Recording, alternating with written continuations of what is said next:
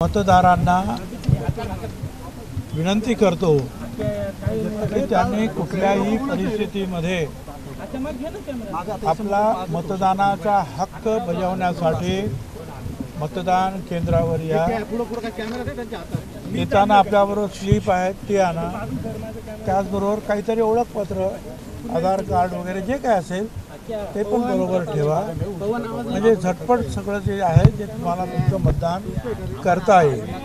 मतदानाची पद्धती फार तशी सोपी आहे। नाव आहे, त्याच्यापुढे निशाणी आहे, तुम्हाला जे मतदान द्यायचं आहे ज्याला त्याच्यासमोरचं बटन दाबलं की बाजूच्या व्हीव्हीपॅट मशीनमधून जे आहे ती स्लिप बाहेर येते। तिथे तुम्ही ते मतदान केलं ते बरोबर केलं की नाही, ती स्लिप आली की नाही ते पण आपल्याला दिसतं आणि अशा रीतीने मग आपलं मतदान होतं। कारण मग 5 वर्ष आपण कोणी काय केलं हा हे करत नाही, ते तो करत नाही, ह्या सगळ्या गोष्टी आपण फार बोलत असतो। त्याऐवजी ही वेळ आहे की तुम्हाला योग्य वाटतं त्या पक्षाला, त्या उमेदवाराला तुम्ही आज मतदान केलं पाहिजे।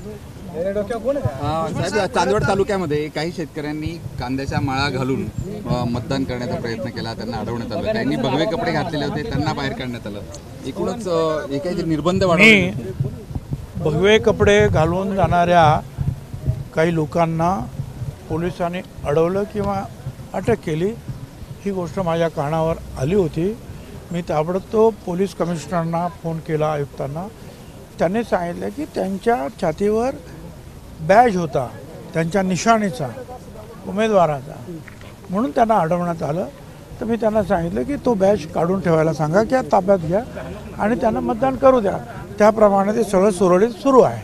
पण कांद्याच्या माळ्यांच्या बाबतीत तर काही ऑब्जेक्शन घ्यायला नको असं लोकांचं, शेतकऱ्यांचं म्हणणं आहे। तुम्ही आधी पत्र लिहिलं होतं या सगळ्या संदर्भात, किती अनास्था आहे कांदा उत्पादक शेतकऱ्यांमध्ये? आता ते कांदा उत्पादक कांद्याच्या माळा आता इथे नेऊन ते जे काही मतदान अधिकारी आहेत ते त्याच्यावर काही करू शकणार नाही, बरोबर आहे की नाही? त्यामुळे तुम्हाला जे काही मतदान करायचं ते आज मतदान करा। काय कांद्याची माळ घातली म्हणून मी मतदान करू शकलो नाही वगैरे हे असं काही करू नका, तुम्हाला मतदान करा तुम्ही।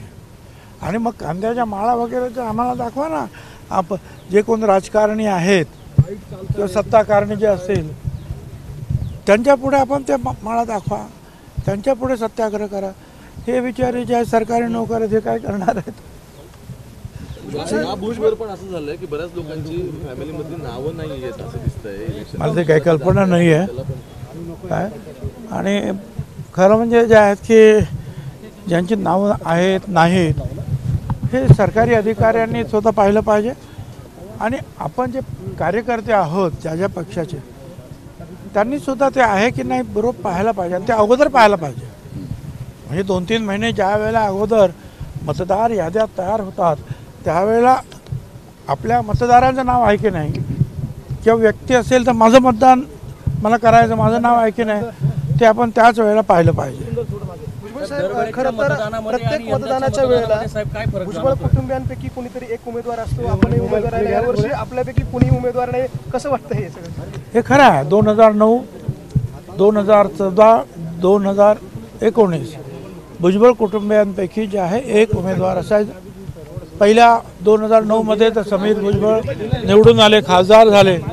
2014 आणि 2019 मोदी लाटेमध्ये अर्थातच आम्ही विरोधी पक्षात होतो, त्यामुळे जे आहे काही यश मिळू शकलं नाही। पण या 3 निवडणुकीनंतर आज आमचा उमेदवार उभा आहे आणि त्यांचं नाव आहे हेमंत गोडसे, त्यांची निशाणी धनुष्यबाण। एबीपी माझा, उघडा डोळे बघा नीट।